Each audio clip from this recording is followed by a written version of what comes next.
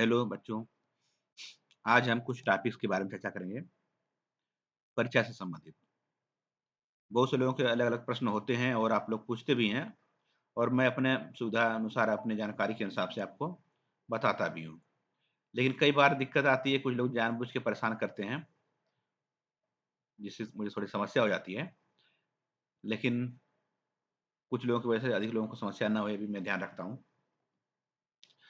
अगर आप लोग कोई भी कॉल वगैरह करते हैं, मैसेज नहीं लगता है, तो आप लोग कुछ देर वेट करके दोबारा से मैसेज कर सकते हैं। हाँ, तो आज हम चर्चा करेंगे एडमिट कार्ड के बारे में, बैक फॉर्म के बारे में, आंतरिक मूल्यांकन के बारे में, आंतरिक मूल्यांकन छूट जाए तब क्या करें, प्रैक्टिकल और आईटीआरपी बैक के बारे में और माइनर पेपर के बारे में। तो एडमिट कार्ड की बात जहाँ तक है, तो जो पीजी के जो भी कोर्सेज थे, एमए, एमएससी, एमकॉम जिसे पीजी कहते हैं, उनके एडमिट कार्ड मिल चुके हैं या जिनको नहीं जिन्होंने लिया ले लें।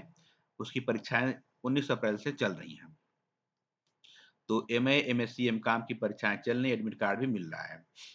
और यूजी का भी एडमिट कार्ड आ गया, यूजी मतलब बीए, बीएससी, बीकॉम का भी एडमिट कार्ड आ गया है।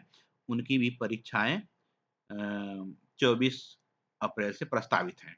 तो आप लोग एडमिट कार्ड ले सकते हैं। ग्रुप में भेज दिया गया है, कहाँ से एडमिट कार्ड मिलेगा और नहीं भी पता चलता है तो आप लोग कॉलेज जाएँगे, आपको पता चल जाएगा कि वहाँ पर कहाँ पर क्या मिल रहा है। ठीक? तो एडमिट कार्ड सब लोग ले लें। दूसरा बैक फॉर्म, जो लोग बैक फॉर्म भरे हैं, तो उनका भी एडमिट कार्ड होता है। वो लोग भी अपना एडमिट कार्ड ले लेंगे। और बैक फॉर्म की जो परीक्षाएँ हैं, वह भी आपको देना है। तो यूजी के लोग हों चाहे पीजी के लोग हों, बैक की परीक्षाएँ भी दे देंगे। कई बार होता क्या है कि आपके एडमिट कार्ड पर लिखा नहीं होता कि हमारा एग्ज़ाम कब है, तो कब है? तो आपकी ज़िम्मेदारी है कि पता करिए कि कब एग्ज़ाम होगा। ये बता दें कि जब ये सेमेस्टर सिस्टम लागू हुआ था, थोड़ा इसमें बड़े ज़्यादा कॉम्प्लिकेशन आ गए हैं, लेकिन आप ध्यान से अगर जानकारी रखेंगे पूरी, तो अच्छे नंबर आपको मिलेंगे। तो जो ये सेमेस्टर सिस्टम आया है 2021-22 में, तो उस समय सिलेबस बदला, यूजी का भी और पीजी का भी। पीजी का 1 साल चला, फिर 1 साल बाद फिर बदल गया सिलेबस। तो उसके बाद फिर इस साल से फिर सिलेबस चेंज हुआ है, जब ये 4th ईयर प्रोग्राम लागू हुआ है तो। 4th ईयर प्रोग्राम लागू हुआ है, तो जो यूजी के सिलेबस है, उनके पेपर कोड में फर्स्ट ईयर में एफ जुड़ गया। जैसे किसी का है हिंदी एचएनडी 101 है, तो एचएनडी 101 एफ हो गया नए वाले में। उसी तरह पीजी में भी क्या हुआ कि एन जुड़ गया। जैसे किसी का सब्जेक्ट है जूलॉजी जेडडबलओ 501 है, तो उसमें हो गया जेडडबलओ 501 एन। तो ये फर्स्ट ईयर के सिलेबस बदल गए हैं। तो जो बैक की परीक्षाएँ होती हैं, बैक किसे कहते हैं कि अगर आप किसी पेपर में एब्सेंट हो गए या किसी पेपर को में फेल हो गए, तो आपका एडमिशन अगले साल हो जाता है। बस जिसमें आप फेल हैं, उसकी परीक्षा आपको दोबारा से देनी पड़ती है, उसे कहते हैं बैक परीक्षा। तो बैक फॉर्म जो लोग भरे थे, उनकी परीक्षाएँ भी इसी साथ होगी। तो इस टाइम जो परीक्षाएँ हो रही हैं, वो सम सेमेस्टर, सम का मतलब होता है कि जो संख्या 2 से भाग देने पकड़ जाती है, उसे सम कहते हैं। जैसे 2, 4, 6 तो सेकंड सेमेस्टर, चौथे सेमेस्टर और छठवें सेमेस्टर की परीक्षाएँ इस समय चल रही हैं। तो जो लोग सेकंड सेमेस्टर में हैं, चौथे में या छठवें में वो लोग परीक्षा देंगे ही देंगे। साथ-साथ जिनका चौथे और छठवें सेमेस्टर में बैक लगा है, वे लोग भी अपना बैक की परीक्षा देंगे। तो टाइम टेबल जारी हो गया है। तो टाइम टेबल 3 तरह का टाइम टेबल ग्रुप में पड़ा हुआ है। एक में एनुअल परीक्षाएँ जो पहले सिस्टम होता था सेमेस्टर से पहले 2022 से पहले, वो वार्षिक परीक्षा होती थी। साल भर में 1 बार परीक्षा होती थी। उस तरह के जो बच्चे हैं, प्राइवेट वाले अगर कुछ हैं या कुछ बच्चे फेल हो चुके हैं, फेलियर वाले बच्चे हैं जिसे एक्स स्टूडेंट कहते हैं, उनकी परीक्षाएँ चल रही हैं। तो वे लोग एनुअल वाले हैं। उसी के साथ-साथ पीजी का भी टाइम टेबल आया था मतलब एमए, एमएससी, एमकॉम का भी। उससे कुछ दिन के बाद संभवतः 17 तारीख में टाइम टेबल आया यूजी का, बीए, बीएससी, बीकॉम का। और उसके फिर बाद में माइनर विषयों का टाइम टेबल भी आया है। माइनर विषय वे विषय होते हैं जो मुख्य विषय के अलावा आपको पढ़ने होते हैं। जैसे आपके पास जो 3 विषय बीए में पढ़ते हैं, उसके अलावा भी 1-2 पेपर आपको अलग से देने पड़ते हैं। उसका भी नंबर आपके पेपर में मतलब एग्ज़ाम में जुड़ता भी है और पास करना ज़रूरी भी होता है। तो माइनर पेपर का भी परीक्षा देना है। तीनों टाइम टेबल को आप ध्यान से देख लीजिए। एक ग्रुप हम बनाएँ, ग्रुप का लिंक हम भेज देंगे, उसमें आप लोग जुड़ जाएँगे तो उसमें आपको टाइम टेबल हम भेज देते हैं। उसमें पीडीएफ सपोर्ट नहीं करता है व्हाट्सएप ग्रुप में, तो हम पीडीएफ का लिंक भेज देते हैं भले से। तो बैक फॉर्म में बता रहा हूँ मैं कि जो लोग चौथे हाँ, एक बात सुन लीजिए। तो बैक की अलग से परीक्षा नहीं होती है, बल्कि जैसे आप अगले सेमेस्टर में जाते हैं, तो जो नए बच्चे पिछले सेमेस्टर के होते हैं, उनके साथ ही आपको बैक देना पड़ेगा। मान लीजिए कोई आदमी चौथे सेमेस्टर में है और बैक लग गया, जब वो छठवें में जाएगा, तो जो नए बच्चे चौथे में आएँगे, उनके साथ उनको उसको बैक देना पड़ेगा। तो आप बैक जिस सेमेस्टर में लगा, उस सेमेस्टर का टाइम टेबल देखिए और उस दिन एग्ज़ाम में जाके बैठिए। तो चौथे और छठवें सेमेस्टर के लिए कह रहा हूँ कि बैक का एग्ज़ाम आपने फॉर्म भरा है, तो आप लोग उसका टाइम टेबल देख कर के उसमें आप लोग अपीयर हो। ध्यान रखिए अपना पेपर कोड ज़रूर मिला लें। पेपर कोड सही-सही मिलाएँगे तभी बैठेंगे, नहीं कि आपका पेपर कोड कुछ भी है, आप किसी एग्ज़ाम में, किसी पेपर में बैठे तब तो गलत हो जाएगा। तो यह है। और एक बात और, जो सेकंड सेमेस्टर की जहाँ तक बैक की बात है, तो सेकंड सेमेस्टर में बताया हूँ मैं कि इस बार से सिलेबस बदल गया है। तो जो पहले साल के बच्चे, नए बच्चे हैं, उनके साथ आप एग्ज़ाम नहीं दे पाएँगे। तो सेकंड सेमेस्टर की जो बैक है जिसका, तो उसका एग्ज़ाम जैसे पिछली बार हुआ था, तो फर्स्ट सेमेस्टर में जो बैक लगा था, उसका एग्ज़ाम पूरे जिले का एक बार एग्ज़ाम जो है, एक साथ हुआ था, जो कि कुशीनगर में बुद्ध पीजी कॉलेज में हुआ था। सभी कुशीनगर जिले के जितने कॉलेज थे। तो संभवतः ऐसा ही कुछ एग्ज़ाम आगे भी होने की संभावना है कि सेकंड सेमेस्टर में जिसका बैक लगा है, वो नए लोगों के साथ एग्ज़ाम दे नहीं पाएगा क्योंकि उनका सिलेबस बदल गया है। उनमें अब जैसे फर्स्ट ईयर में 3 पेपर होते हैं 3 विषय के और 2 अलग से पेपर, तो 5 पेपर होते हैं। पुराने के समय में ज़्यादा पेपर होते थे। तो अब आप लोग नए बच्चों के साथ एग्ज़ाम दे नहीं सकते, इसलिए हो सकता है कि आपका एग्ज़ाम अलग से हो। तो यह है ध्यान रखना है कि अलग से एग्ज़ाम उसके लिए पता करना चाहिए। लेकिन ध्यान दीजिए, कुछ विषय ऐसे हैं जिनके बैक का भी टाइम टेबल में ज़िक्र है। जैसे एमएससी ज़ूलॉजी के पुराने पेपर कोड का भी ज़िक्र है। तो ध्यान दीजिए जिसका एमएससी ज़ूलॉजी सेकंड सेमेस्टर में बैक लगा है, वे लोग तो अपना बैक का दे देंगे। ऐसा ना करें कि वो लोग भी वेट करें कि बाद में एग्ज़ाम होगा, तो उनको एग्ज़ाम देना पड़ेगा। MSc second semester zoology. इसी के अलावा फिज़िक्स में भी, ज़ूलॉजी में भी और मैथ में भी यहाँ पर मैं लिखा हूँ मैथ 104 का 8 तारीख को है और 9 को मैथ 104 नहीं बल्कि मैथ 105 है, एमएटी 105 है। तो ध्यान दीजिए टाइम टेबल एक बार मिला लीजिएगा।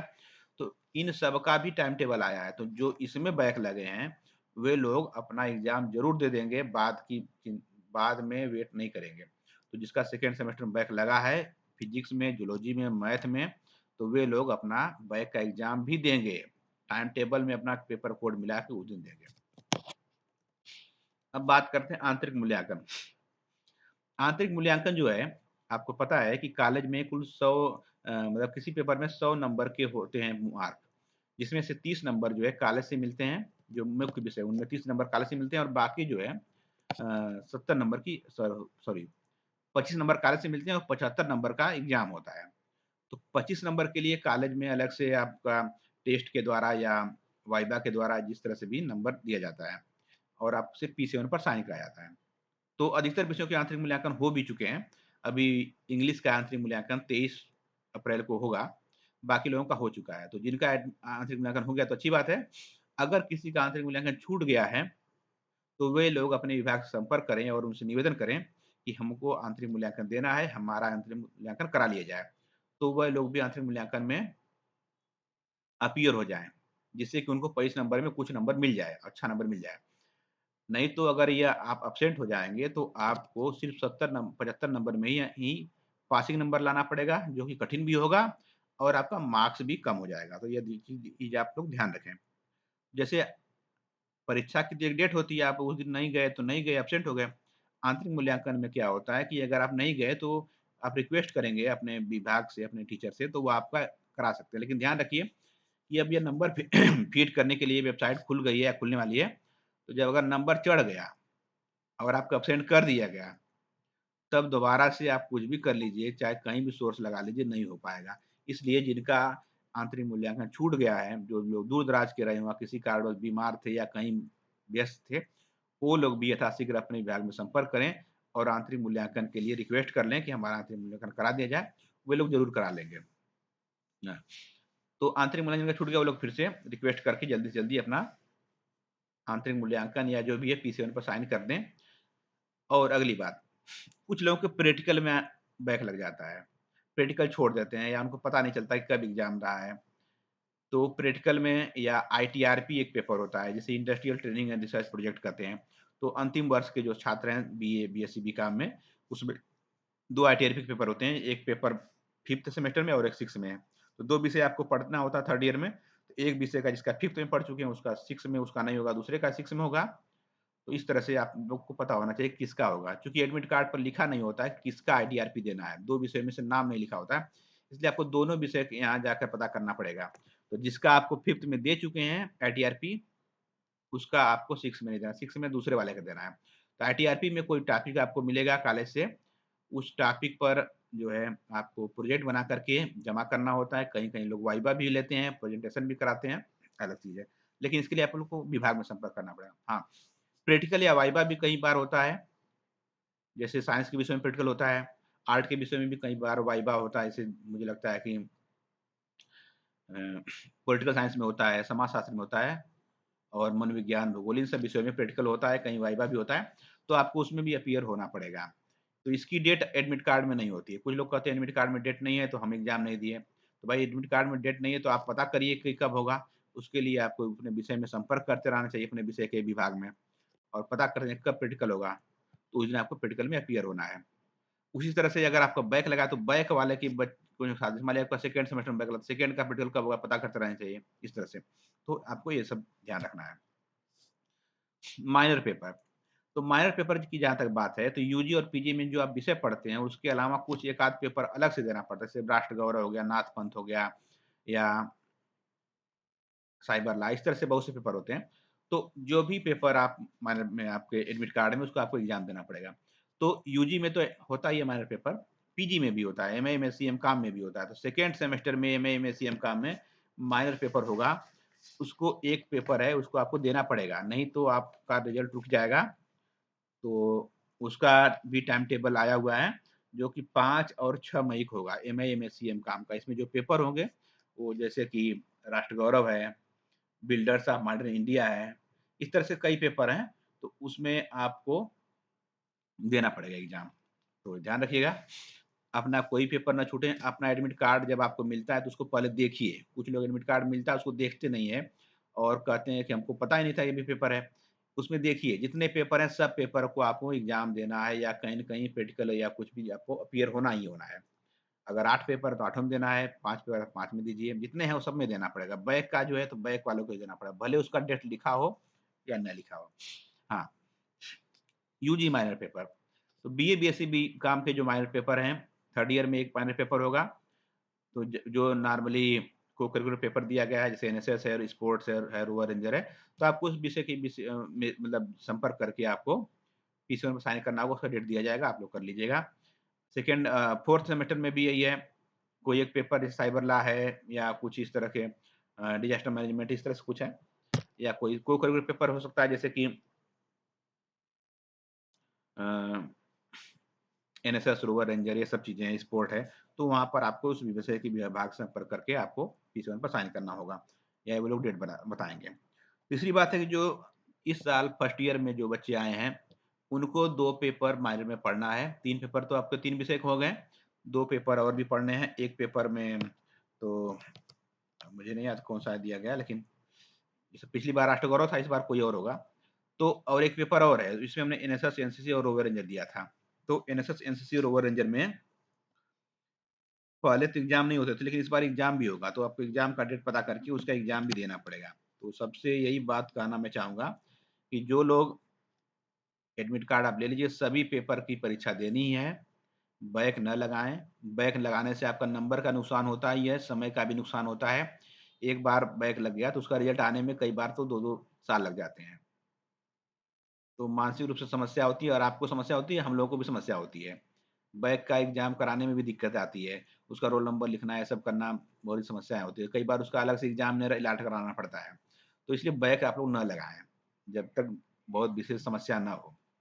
अभी एक लड़का मिला था, वो 2022 में एमए में फर्स्ट ईयर में था और बैक लगा, उसको एग्ज़ाम दिया नहीं, पास होके सब निकल गया, उसकी वजह से छोड़ दिया। अब उसका बैक भरा है, उसके बाद सिलेबस बदल गया, फिर दोबारा बदल गया। अब जो बैक वाले बच्चे होंगे वो पुराने सिलेबस में होगा, उसका पुराने से भी पुराना सिलेबस है। अब उसकी वजह से एक बच्चे की वजह से अब फिर से अब टाइम टेबल जारी होगा। फिर से उसके लिए पेपर सेटिंग कराएगा यूनिवर्सिटी, फिर से पेपर छपेगा और उसके बाद फिर परीक्षा हम लोग कराएँगे उसका और उसके बाद भी उसका मूड किया फिर नहीं देगा, तो उसके 500 के चक्कर में कितने लोग परेशान होंगे। तो ये ध्यान रखिए बैक आप लोग ना लगाएँ, आप लोग परेशान होते हैं, हम लोग भी परेशान होते हैं और 4 बार आप लोग दौड़ते भी हैं कि हमारा रिज़ल्ट नहीं आया। तो बैक का रिज़ल्ट बहुत दिन के बाद आता है, इसलिए बैक लगे ही नहीं, ध्यान रखिए बैक मत कराया करिए आप लोग। और बैक लगना बहुत ही है आसानी से आप लोग बैक को छोड़ सकते हैं। आंतरिक मूल्यांकन में किसी का छूट जाता है, आप लोग किसी और दिन जाके कर लीजिए, ये सब चीज़ें हैं। और बैक अगर लग भी गया तो उसको यथासंभव आप शीघ्र ही उसको दे कर के खत्म करिए। कोई लोग पास होकर निकल जाते हैं तब बैक का फॉर्म भरते हैं अलग से, तो ऐसा ना करें। तो ध्यान रखें, तो मैं कहना चाहूँगा कि सेकंड सेमेस्टर का बैक का हो सकता है एग्ज़ाम अलग से होगा, लेकिन सेकंड सेमेस्टर में कुछ विषय फिज़िक्स, जूलॉजी, मैथ और एमएससी जूलॉजी का बैक का एग्ज़ाम हो रहा है, उसका टाइम टेबल में डेट देख लीजिए और एग्ज़ाम दे दीजिएगा। बाकी जिनका आंतरिक मूल्यांकन छूट गया है, वो आंतरिक मूल्यांकन दे दें, नहीं तो जब वो लोग नंबर चढ़ा देंगे वेबसाइट पर तब आप लोग कुछ नहीं कर पाएँगे। और जिनका आईटीआरपी और प्रैक्टिकल में बैक लगा है, वे लोग अपने विभाग से संपर्क करके आईटीआरपी और बैक का एग्ज़ाम का डेट या जो भी है असाइनमेंट जमा करना है, जमा कर देंगे, डेट पता कर लेंगे। जिनका माइनर पेपर में बैक लगा है, वो लोग भी दे देंगे और जिनका बैक लगा तो भी माइनर पेपर जो होता है आपके एडमिट कार्ड में उसको देना ही होता है, तो दे देंगे। धन्यवाद।